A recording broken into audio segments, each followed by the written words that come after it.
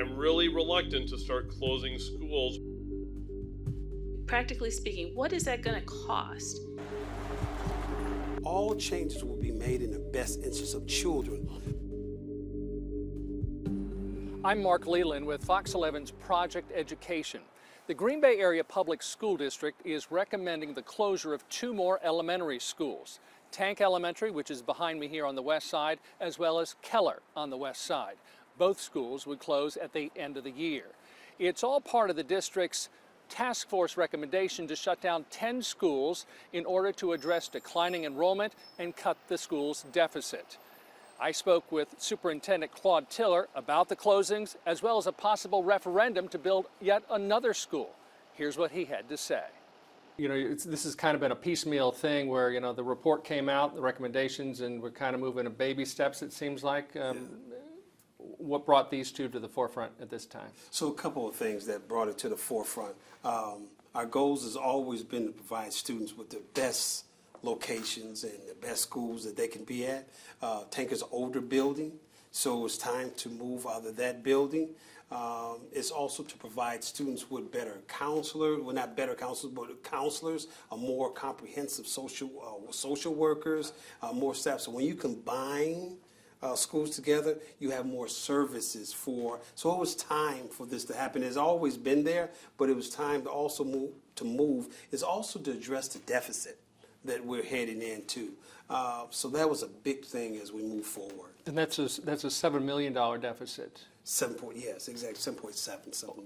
What impact will this consolidation have on that $7 million deficit? So when you close Keller, when you're looking at the closing for the 24-25, we're looking at roughly around $820,496 and an annual savings of $2.1 million of moving, consolidating Tank into Lincoln and consolidating Keller into Kennedy. So it's a big savings in the long run. Those savings would come from cutting duplicate staff, estimated to be the equivalent of more than 15 full-time employees. Other savings would come from no longer needing building maintenance and upgrades on those shut-down buildings. And then moving forward, you'll continue to save money with the consolidation. Exactly, yes. Also, they're talking about, there was a mention of West High School being moved into the boundary study. Yes. Does that mean a commitment on the district's part to keep West High School open as a 4-year high school moving forward? It does, yes. We're looking at some changes and some things, but West High School, that's not in the parameter of things is to move west or to change anything with the west. If anything, we'll be looking at adding to west, possibly moving forward. So that's why we want to put in a boundary study so we can see that will end in June, and we want to see what they say inside the boundary study.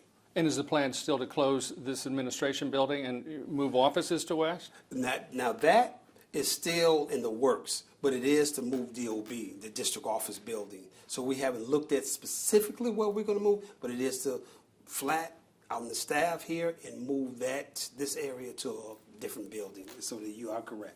When would, it's not officially on the, you haven't set a date when we're going to close the administration building and move. That's still up in the air, you may? Exactly, yeah. So it's a lot of things. It's a lot of moving wheels, a lot of cogs that's happening in there. So it's constantly moving. For example, we're looking at possibly a referendum. The referendum would be to build a new school at the site of Kennedy Elementary. That would combine 3 elementary schools on the west side. And that would translate into savings again, I'm assuming? Oh, yes, that would translate in big savings, yes. How much of a referendum would you be asking for if that were to go forward? Roughly anywhere between 90 to 150 million we'd be asking for a referendum for, somewhere in that ballpark. Once we get the renditions, we put an RFP out yesterday. My chief operating officer put an RFP for what it would look like for the new school that would be built. So a lot of that comes in a way, so we have to look at what that would be. But that would be the headliner because there's nothing new we were trying to be building on the west side. Mm-hmm. Now, that won't be your only construction. Will there be other money in a spring referendum? I mean, for additions to other schools or modifications to? Modifications, yes, exactly. And how much more in a referendum would that be? It would still be in that ballpark range. It would be $150 million. For everything? Yes, for everything. Okay. Yes. So it's a lot of things that's out there that's still in the works. And that referendum recommendation for the spring, that's going to come up at the board meeting on, in April. Yes. That's going to come up at the meeting on Monday? I don't think so, not yet, but we're still working around those things. We have a lot of things in place working that, so we're going to look at moving that to the board a little bit later, once we get this consolidation schools and this West situation settled. So it's like a gigantic elephant, and we got to take it chunks at a time as we move forward. The original district task force recommended this past spring to close 10 schools, but so far the school board has only approved shutting down WLUK Elementary. Any other schools, do you anticipate this will be their last year? No, not right now. Anticipate. That's why we're taking a little bit at a time as we move. But right now we don't anticipate any closing other ones that we have made thus far. Yeah. When you announced WLUK Elementary was already going to close, you received a lot of public input from that. Do you expect similar voices to be verbalized now with these other changes for these other elementary schools? So when I came on board as a superintendent, one of my goals was to make sure everything was transparent and bring the community, the staff, and everybody along. I didn't want to make sure that anything that we make a mistake, they're not bringing the staff and the community along. So that's my whole process. So if we get a thumbs up from our board, then we're setting up parental meetings in the community. We're going to set them up for Keller, and we're going to set them up for Tank, so we can hear what the community has to say, what the families have to say as we move forward with this process. And you might anticipate some families aren't going to be happy. Exactly. They don't like change. Yeah, exactly. Well, you know, my thing of it is, all changes, I will say this and stand by this, all changes will be made in the best interest of children. And I understand that families, they have individual children or children, 2 or 3 or more, but I have to make decisions based upon 19,000 plus kids. And the best interest will be made in the 19,000 plus kids moving forward. I guarantee the parents that. What other building items or additions, converting schools, you're talking about doing the K through 8 at some of the schools. What other items and additions would be needed in order to get this all kind of wrapped up? So we will look at, we'll still be taking some of the ATSR recommendations. For example, secure entrances at the district administration building. We were looking at additional safety improvements, including ADA compliant issues with the doors and the bathrooms and elevators at some of our schools that are not ADA compliant. We were looking at academic improvements at facilities. We'll be looking at facilities projects at the schools that may impact the facility master plan. And some of the HVAC systems that need to be updated at some of the schools, roofing, flooring, ceilings, things like that would be also included and we'd be looking at as well. If it was projected, you were at $36 million deficit. Good news, you're at $7.8 million projected deficit. Obviously, that's good news. Does that change anything as far as the plans? I mean, now you're looking at the consultant's plans, but we're not looking at such a big deficit. So it's all in a model. So you still have to move forward with your model. Even though you reduced, we got to keep reducing because you got to figure in that model we had some students leave out. So all that's a formula that we look at that's in a play. So you got to keep moving forward with your original game plan.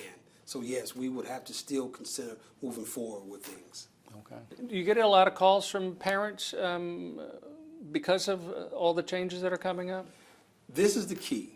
I do not get a lot of calls because I'm out in the community. If you know anything about me, you follow me on Twitter, I'm in the community almost 7 days a week. So I'm out there answering questions even before they come to the table. I'm very transparent, I'm very upfront and honest with all my parents, so I don't get a lot of calls. I make sure I get to them and answer all their questions before they come to me. So that's why we serve our DOB, we serve the community. So I'm out there in the community, and all my staff does the same thing. So I do not get a lot of calls at all.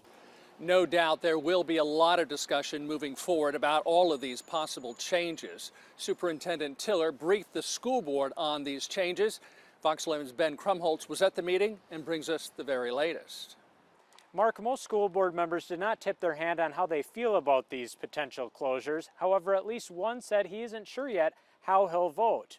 No Tank or Keller parents were at the meeting, and that's because the district has meetings set up with parents at the individual schools. Those meetings will be private. The public is not invited.